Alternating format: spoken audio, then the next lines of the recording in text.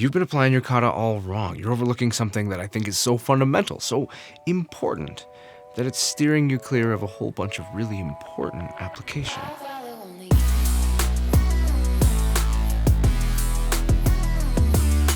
I'm not going to mess around, I'm going to jump right into it. Here is why I think that you're applying your kata wrong, or that a lot of people apply their kata wrong. And that's every time I look around, and I saw this in my own training, I saw this in other people's training, and I see it in videos all the time. Everybody's concept of what a move from a kata, an application of the kata is, always starts with, what do you have to do in order for this to be an effective thing? So, okay, you need to punch me, and then I can do this technique. So if you punch me, you punch me here, then I can do XYZ, and I can make this happen.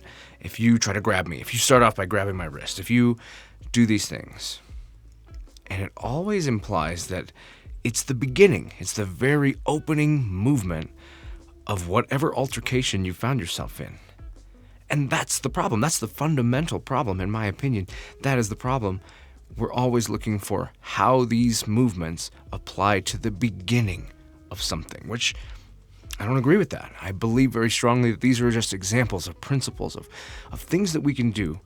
And when we do them, it doesn't really matter if it's the first thing or the last thing or somewhere in the middle. The techniques work.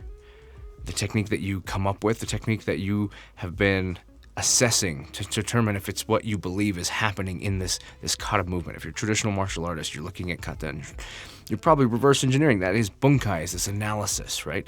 The ability to create an understanding of something. So you're looking at these movements and you're going, okay, how would this apply? You must have to grab me. You must have to punch me. You're going to throw a big haymaker. You're going to do this kind of stuff. And I really don't think that most of the techniques, I think most of the techniques don't have anything to do with the beginning of an altercation. In fact, very often I think that they don't. I think altercations begin so suddenly in a lot of cases that whatever you're applying is probably somewhere in the middle. It's amidst the conflict. Take, for example, the opening movements of Heian Yondan. There's a very popular opinion, and I embrace this myself, that it's utilizing the flinch response to handle an incoming attack. Generally something wild and crazy, haymaker, something like that. I completely get behind this, and I think that this is true, but I think we overlook some of the other application that could be because of the fact that it's like, well, if a fight doesn't start this way, how would you ever pull that off? Case in point. So here I'm working with Gage, and we're working on some ideas of Heian Yondan, this flinch response, this kind of cover up, covering your head and working. But now as we look, we'll look at wrapping the arm. And if you wrap the arm to control the person, that's a terrible first move. You're going to get your head ripped off if you try to cover up like that. But if you're amidst the fight, if you are grappling hands-on, maybe even doing some of the hitting yourself, and you can choose to get your arms wrapped around the arm, you get this great control position that lets you follow the next movement of the kata and put them on the ground. This is what I mean. This is technique that really only happens safely or intelligently and can be applied strategically if it's taken from the context of already being somewhere. As a first move, it makes no sense and you'd never do it. I wouldn't want you to do that. But more importantly, as you apply your technique should be able to apply anywhere in a conflict.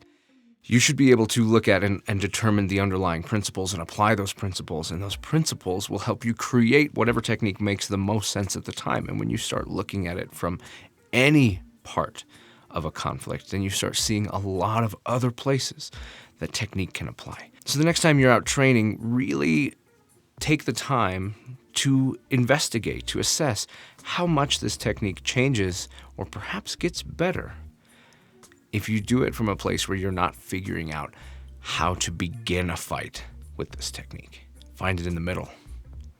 Ideally, I'd tell you to find it at the end, but ideally most techniques have a lead into the end, right?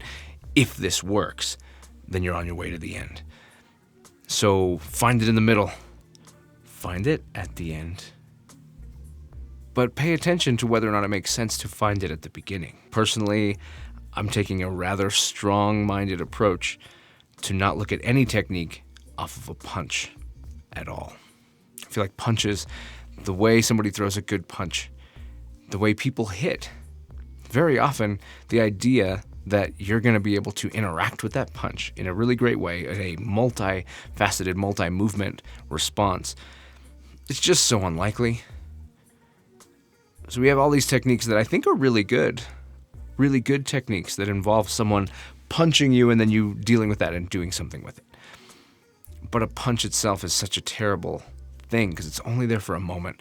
And if you apply it under any level of resistance, under any level of reality, it falls apart and it doesn't work. But then you look at something like pushing. Instead, if I push you, it's the same line. I'm making the same line. I'm using the same type of energy, the same direction. There are other things that you could do, right? Even drawing and pointing a firearm, sometimes it's the same linear line. How you might approach that doesn't change. And because of the fact that both a push or drawing a firearm or something, a grab, trying to reach out and grab you, all of those intend for the arm to stay there, whereas a punch, the punch never intends to stay where it went. You send it out, you bring it back. You don't just send it out and leave it. So the punch is a wrong way to apply technique most of the time. If your technique is slipping a punch or covering, that makes sense. If your idea is that you're going to magically make something happen in an instant, well, that punch is out and back. I just don't see it happening. So pay attention to what makes sense, to what's realistic. If the technique can apply somewhere other than a beginning of the altercation. Why is that important? Because your distance at the beginning of an altercation, or at least what we perceive and what I see in a lot of people's technique, that distance is so much further away than the entire rest of the fight. So your technique generally will make more sense when you get closer. Never stop learning. If you want to know more about my thoughts on technique and application, I guess let me know, and maybe that's something that we look at in future videos.